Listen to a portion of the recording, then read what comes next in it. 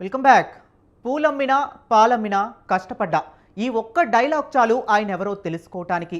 మంత్రిగా, ఎమ్మెల్యేగా, ఎంపీగా కంటే కూడా పంచింగ్ ప్రసంగాలతోనే ఎక్కువ ఫేమస్. ఆయన ఏది మాట్లాడినా సంచలనమే, ఏది చేసినా ఆసక్తికరమే. ఆయన విసిరే మాస్ పంచులు నవ్వులు పోయిస్తుంటాయి. వలలో పడేందుకు నేను చేపను కాదు, మల్లారెడ్డి అంటే సముద్రంలో సొర.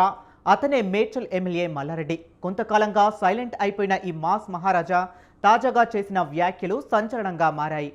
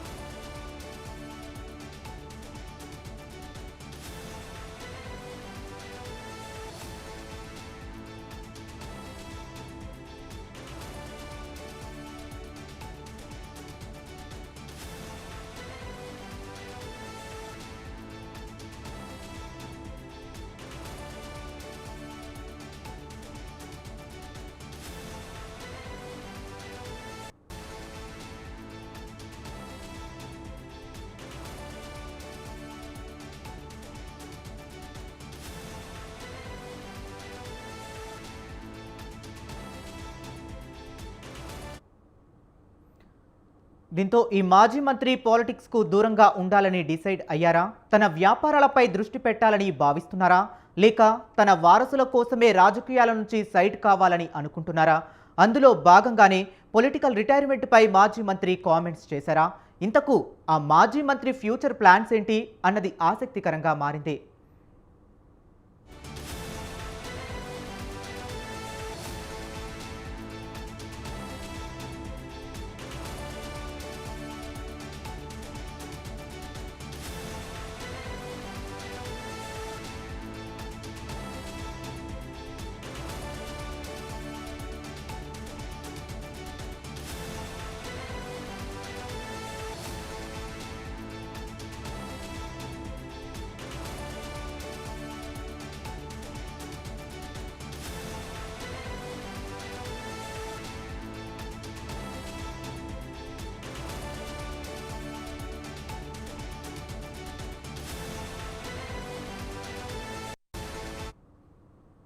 మాజీ మంత్రి, ప్రస్తుతం ఎమ్మెల్యే చామకూర మల్లారెడ్డి ఏం మాట్లాడినా అది సంచలనం అవుతుంది.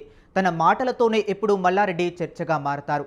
తాజాగా అలాంటి కామెంట్స్తోనే మల్లారెడ్డి మరోసారి పొలిటికల్గా హాట్ టాపిక్ అయ్యారు. తన విద్యా సంస్థలు, వైద్య సంస్థలు, పొలిటికల్ కెరీర్పై ఆసక్తికర కామెంట్స్ చేశారు. దీంతో మాజీ మంత్రి మల్లారెడ్డి మరోసారి చర్చాంశనీయంగా మారారు.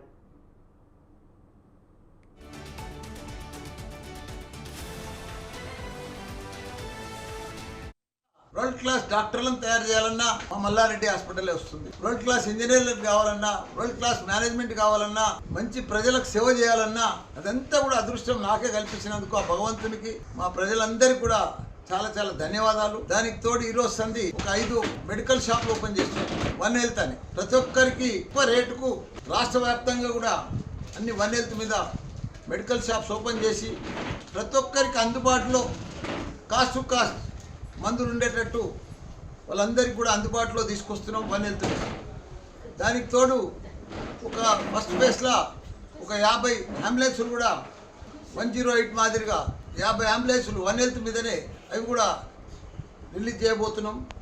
తొందరగానే ఆదుకునేటట్టు, సమయానికి వాళ్ళను హాస్పిటల్లో చేర్చేటట్టు ఇవన్నీ కూడా కావాలని. ఎందుకంటే భగవంతుడు మా పిల్లలను అందరినీ మంచిగా చూస్తున్నాడు, మంచిగా ఇచ్చాడు అందరికీ.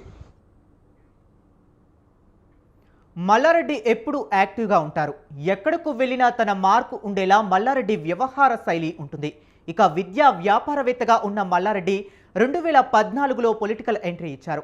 టీడీపీ నుండి మల్కాజ్గిరి లోక్సభ ఎంపీగా పోటీ చేసి గెలిచారు.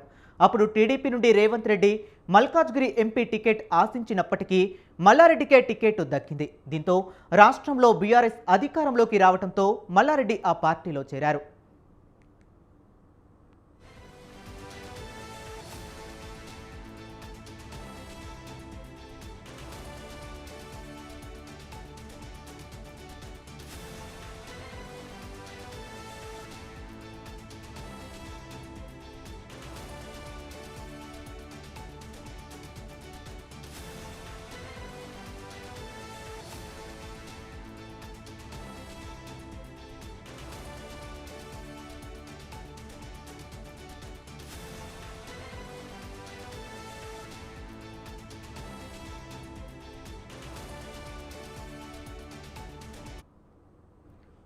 ఆ తర్వాత 2018 అసెంబ్లీ ఎన్నికల్లో మేడ్చల్ అసెంబ్లీ స్థానం నుంచి పోటీ చేసి ఎమ్మెల్యేగా గెలిచారు. కేసీఆర్ క్యాబినెట్లో మంత్రి అయ్యారు. 2019 లోక్సభ ఎన్నికల్లో తన అల్లుడు మర్రి రాజశేఖర్ రెడ్డిని మల్కాజ్గిరి నుండి పోటీలోకి దింపారు. అప్పుడు కాంగ్రెస్ నుండి పోటీ చేసిన రేవంత్ రెడ్డి విజయం సాధించారు. 2023 అసెంబ్లీ ఎన్నికల్లో మల్లారెడ్డి మేడ్చల్ నుంచి మరోసారి ఎమ్మెల్యేగా గెలిచారు. తన అల్లుడు మర్రి రాజశేఖర్ రెడ్డిని మల్కాజ్గిరి ఎమ్మెల్యేగా గెలిపించుకున్నారు. కానీ రాష్ట్రంలో బీఆర్ఎస్ అధికారానికి దూరమైంది.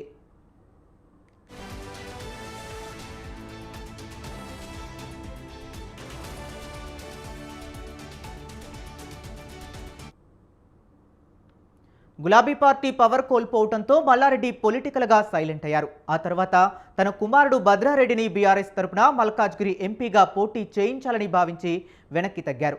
మల్లారెడ్డికి చెందిన విద్యా సంస్థలు చెరువు ఎఫ్టీఎల్లో ఉన్నాయని అధికారులు వాటిని తొలగించే ప్రయత్నం చేశారు. మల్లారెడ్డి అల్లుడు మల్కాజ్గిరి ఎమ్మెల్యే మర్రి రాజశేఖర్ రెడ్డి విద్యా సంస్థల్లోనూ ఆక్రమణలు ఉన్నాయని అధికారులు వాటిని తొలగించారు. దీంతో Malla Reddy Karnataka deputy CM DK శివకుమార్ను కలిశారు. ఆ సమయంలోనే మల్లారెడ్డి పార్టీ మారతారని ప్రచారం జరిగింది. భారతదేశం అంతా కూడా డీమ్డ్ యూనివర్సిటీలు పెట్టాలనుకుంటున్నా. ఇప్పుడు నోయిడాలో ఒకటి ఫైనల్ అయిపోయింది, డీమ్డ్ యూనివర్సిటీ నోయిడా దాంట్లోనే. దాని తర్వాత లక్నోలో కూడా అక్కడ మన యోగి సీఎం గారు ఏఐ సిటీ తయారు చేస్తున్నాడు. ఏఐ మీద సిటీనే తయారు చేస్తున్నాడు. 10,000 కోట్లు ఖర్చు పెడుతున్నాడు ఏఐ సిటీ కోసం.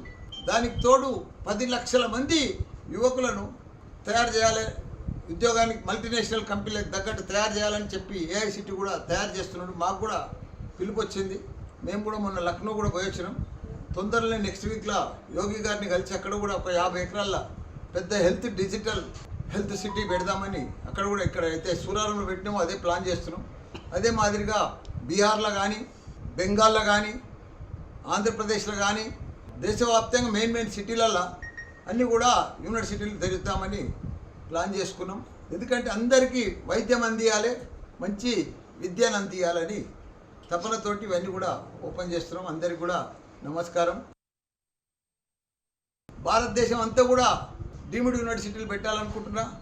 ఇప్పుడు నోయిడాలో ఒకటి ఫైనల్ అయిపోయింది, డీమ్డ్ యూనివర్సిటీ నోయిడా దాంట్లోనే. దాని తర్వాత లక్నోలో కూడా అక్కడ మన యోగి సీఎం గారు ఏఐ సిటీ తయారు చేస్తున్నాడు. ఏఐ మీద సిటీనే తయారు చేస్తున్నాడు. 10,000 కోట్లు